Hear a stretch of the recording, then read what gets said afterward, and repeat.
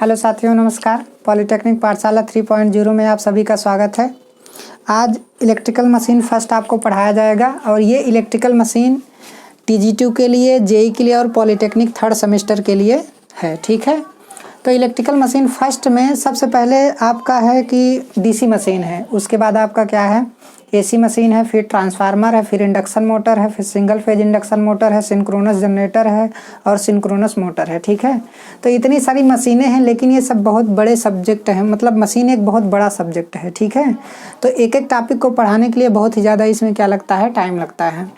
तो सबसे पहले हम ट्रांसफार्मर को क्या करेंगे, पढ़ाएंगे। ट्रांसफार्मर एक बहुत ही बड़ा चैप्टर है, इसमें काफ़ी ज़्यादा क्या लगेगा, टाइम लगेगा। ठीक है, तो आइए देखते हैं ट्रांसफार्मर क्या होता है, कि ट्रांसफार्मर की क्या ज़रूरत पड़ी। ठीक है, जैसे होता है कि हम जनरेटर के द्वारा वोल्टेज को क्या करते हैं, जनरेट करते हैं। तो हमारे यहाँ वोल्टेज को राजकीय विद्युत परिषद में जो है 11 किलो वोल्ट सप्लाई को क्या किया जाता है, जनरेट किया जाता है। ठीक है, और मैक्सिमम जो है 33 किलो वोल्ट तक जनरेशन होता है। तो 11 किलो वोल्ट और 33 किलो वोल्ट के बीच का जो वोल्टेज है, इतना जनरेशन होता है। तो इस जनरेशन को वोल्टेज का ट्रांसमिशन नहीं किया जाता है, मतलब इतने वोल्टेज का अगर ट्रांसमिशन कर देंगे तो ट्रांसमिशन की लंबाई जो है, ट्रांसमिशन लाइन की जो लंबाई होती है बहुत ज़्यादा होती है। तो लंबाई बढ़ने से रेजिस्टेंस बढ़ता है, उसमें इंडक्टेंस होते हैं, कैपेसिटेंस होते हैं। तो इन एलिमेंट की वजह से काफ़ी ज़्यादा वोल्टेज ड्रॉप हो जाता है और रिसीविंग एंड पर वोल्टेज बहुत कम मिलता है। समझ में आया? यही कारण है कि इस वोल्टेज को 11 किलो वोल्ट से 33 किलो वोल्ट के बीच जो वोल्टेज जनरेट होता है, इस जनरेटेड वोल्टेज को हम ट्रांसफार्मर के द्वारा बढ़ा देते हैं। तो ट्रांसफार्मर वोल्टेज को बढ़ाता भी है और वोल्टेज को क्या करता है, घटाता है। ट्रांसफार्मर जब वोल्टेज को बढ़ाएगा तो करंट घट जाएगी, और जब वोल्टेज को घटाएगा तो करंट क्या हो जाती है, बढ़ जाती है। समझ में आया? तो ट्रांसफार्मर के द्वारा वोल्टेज को घटाना होता है और या फिर क्या करना होता है, बढ़ाना होता है।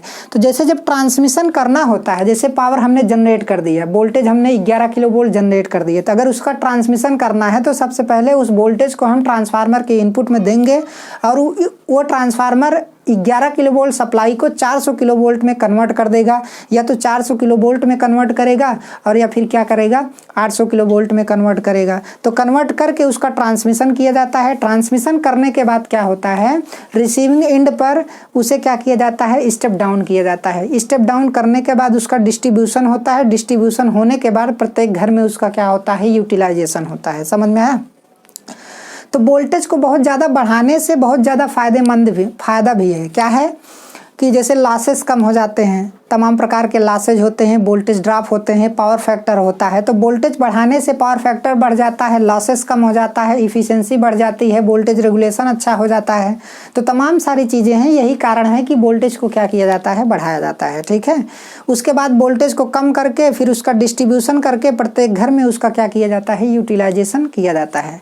तो जो ट्रांसफार्मर होता है वोल्टेज को घटा भी सकता है और वोल्टेज को क्या कर सकता है, बढ़ा सकता है। ट्रांसफार्मर का केवल इतना काम होता है कि वोल्टेज को बढ़ा के करंट को घटा दे और वोल्टेज को कम करके करंट को क्या कर दे, बढ़ा दे। अब दूसरी बात क्या है कि ट्रांसफार्मर के इनपुट में जितना पावर आएगा उतना ही पावर वो आउटपुट में क्या कर देता है, ट्रांसफर कर देता है। समझ में आया? मतलब कांस्टेंट पावर को इनपुट से आउटपुट में क्या कर देता है, ट्रांसफर कर देता है। अगर ट्रांसफार्मर का डिफिनीशन देखें तो ट्रांसफार्मर एक स्टैटिक डिवाइस है। स्टैटिक का मतलब इसमें किसी भी प्रकार का कोई भी रोटेटिंग पार्ट नहीं होता है। तो स्टैटिक डिवाइस है, इसलिए इसमें किसी प्रकार का कोई रोटेटिंग पार्ट नहीं होता है। अगर इसमें रोटेटिंग पार्ट नहीं होता है तो इसमें किसी प्रकार का मैकेनिकल लॉस नहीं होगा। अगर मैकेनिकल लॉस नहीं है, मैकेनिकल लॉस 0 है, तो इसकी इफिशियंसी क्या होती है, बहुत ही ज़्यादा होती है। ट्रांसफार्मर एक ऐसी डिवाइस है जो मशीन में सबसे ज़्यादा इफिशियंसी होती है, लगभग 98% होती है। 98%। इफिशियंसी का क्या मतलब है? इफिशियंसी का मतलब है कि हमने इनपुट में अगर 100% दिया तो आउटपुट में हमें कितना मिला। अगर आउटपुट में हमें मान लीजिए 100 में कितना मिला, 95, तो 95% है। 100 में 98 मिला तो 98% है। अगर 100 में आउटपुट में 40 मिला तो 40% हो जाएगा। तो दक्षता का ये मतलब होता है, इफिशियंसी का ये मतलब होता है कि हमने इनपुट में दिया कितना और आउटपुट में हमें मिला कितना। तो आउटपुट बटे इनपुट का जो रेशियो होता है उसी को हम क्या बोलते हैं, दक्षता बोलते हैं। उसके बारे में आपको डीपली पढ़ाया जाएगा। सबसे पहले ट्रांसफार्मर के डिफिनीशन को हम पढ़ लेते हैं। ट्रांसफार्मर एक स्टैटिक डिवाइस है जो कांस्टेंट फ्रीक्वेंसी पर कांस्टेंट पावर को सोर्स से लोड को क्या कर देता है, ट्रांसफर कर देता है। समझ में आया? फ्रीक्वेंसी क्या रहेगी, कांस्टेंट रहेगी। तो ये जो ट्रांसफार्मर है हमारा, ये सोर्स से पावर को लेकर के लोड को क्या कर देता है, ट्रांसफर कर देता है। इतना भाग हमारा क्या है, ट्रांसफार्मर है। ये जो बीच में दिखाया गया है इसे कोर बोलते हैं। क्या बोलते हैं, कोर। ये आयरन मटेरियल का क्या होता है, बना होता है। और ये जो हमारी वाइंडिंग लपेटी गई है, जो वाइंडिंग सोर्स साइड जुड़ी होती है उसे प्राइमरी वाइंडिंग बोलते हैं। क्या बोलते हैं, प्राइमरी वाइंडिंग। WDG मतलब क्या होता है, वाइंडिंग होता है। और जो वाइंडिंग किस साइड जुड़ी है, लोड साइड जुड़ी है, उसे क्या बोलते हैं, सेकेंडरी वाइंडिंग। सेकेंडरी वाइंडिंग, समझ में आया।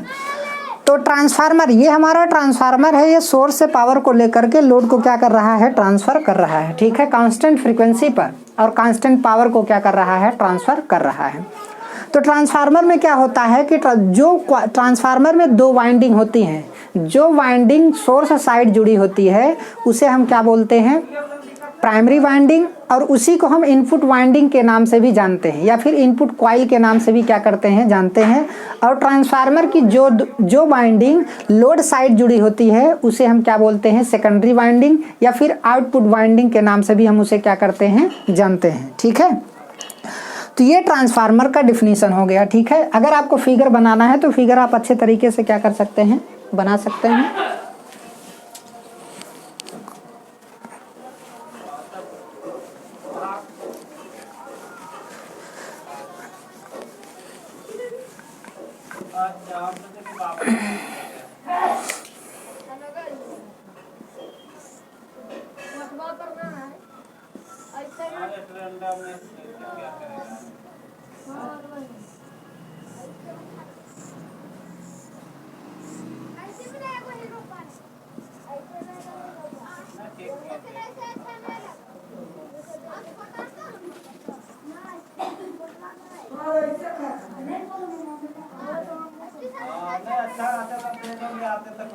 ये इतना भाग हमारा क्या है, ट्रांसफार्मर है।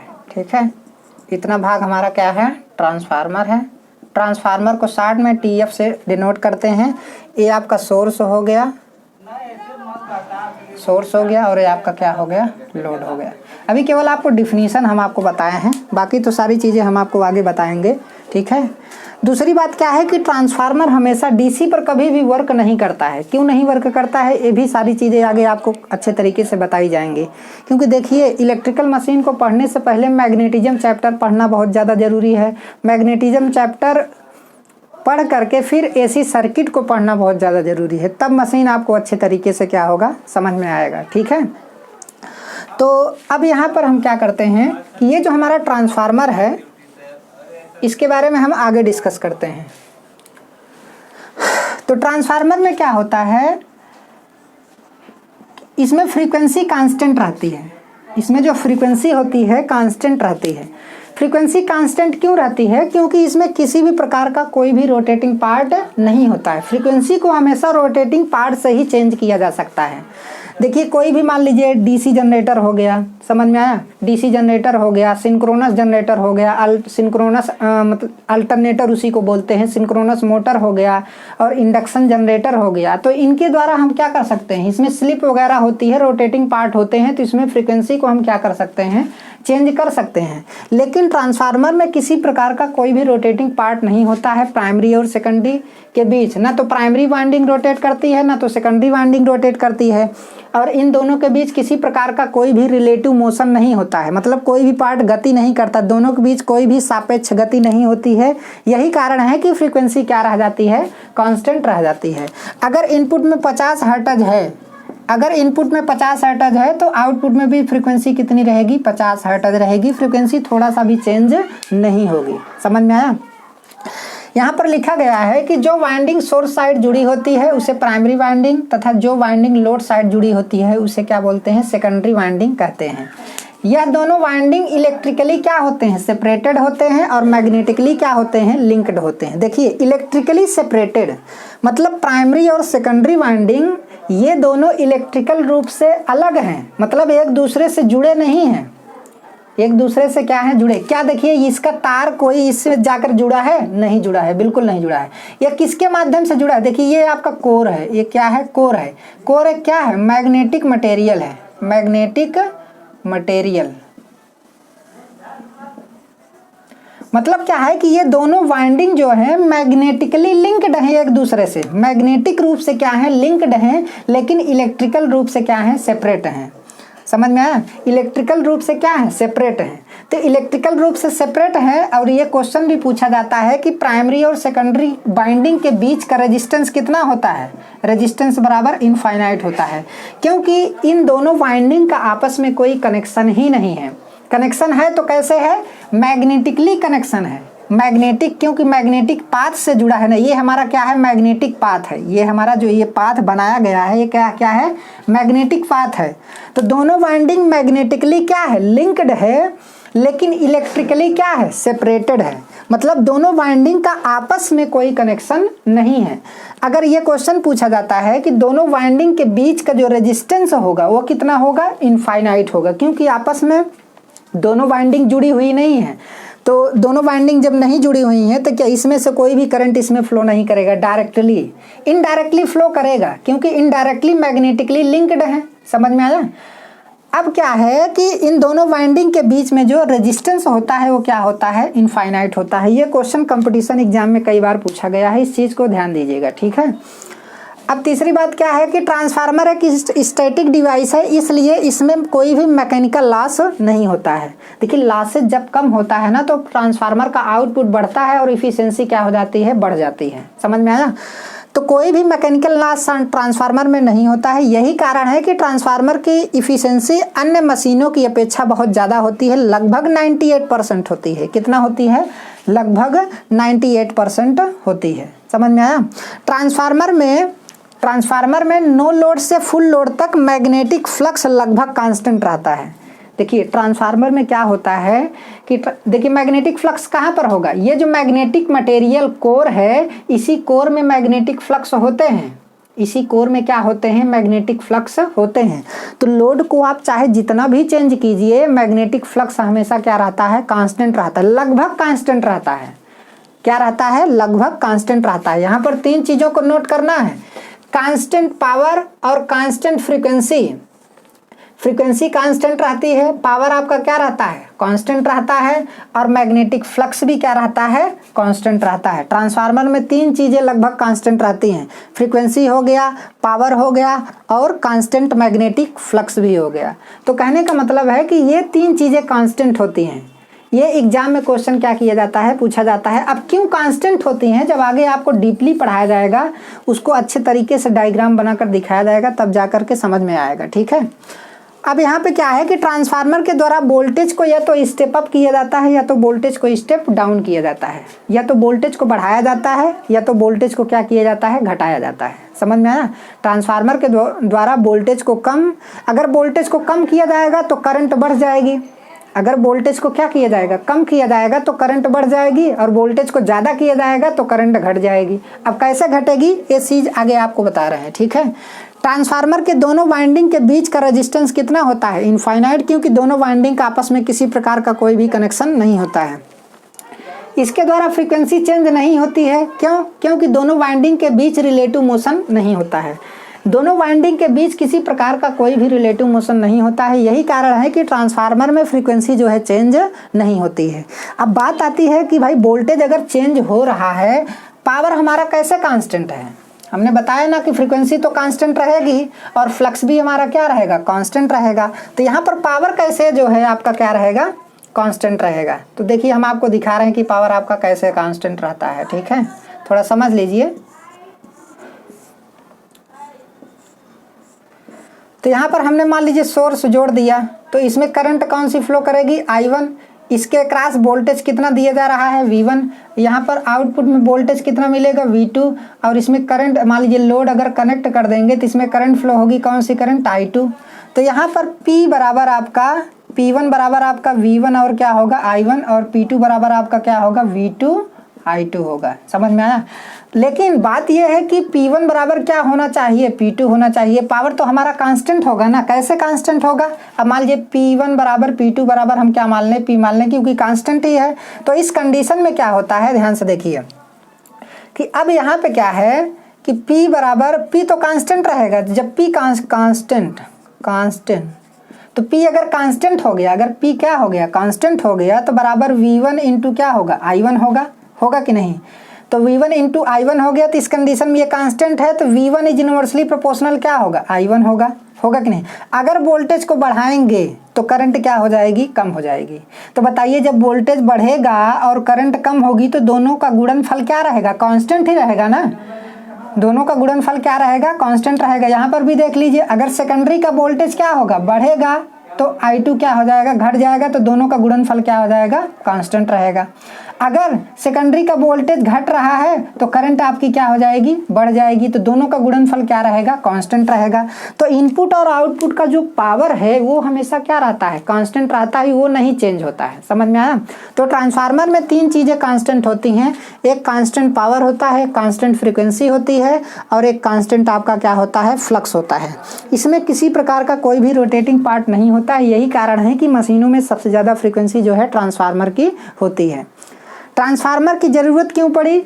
ज़रूरत इसलिए पड़ी क्योंकि मान लीजिए हाई वोल्टेज का ट्रांसमिशन करना होता है, तो हमारा जो अल्टरनेटर होता है वो मैक्सिमम जो है आपका 33 किलो वोल्ट तक क्या कर सकता है, जनरेट कर सकता है। 33 किलो वोल्ट, 11 किलो वोल्ट। राजकीय विद्युत परिषद में जो है 11 किलो वोल्ट की सप्लाई क्या हो रही है, जनरेट हो रही है। अगर हम 11 किलो वोल्ट की सप्लाई जो है ट्रांसमिट कर देंगे तो बीच में ही हमारा सारा वोल्टेज ड्रॉप हो जाएगा रेजिस्टेंस के कारण, इंडक्टेंस के कारण। समझ में आया? तो इन दोनों पैरामीटर के कारण जो है वोल्टेज हमारा बीच में ही क्या हो जाएगा, ड्रॉप हो जाएगा।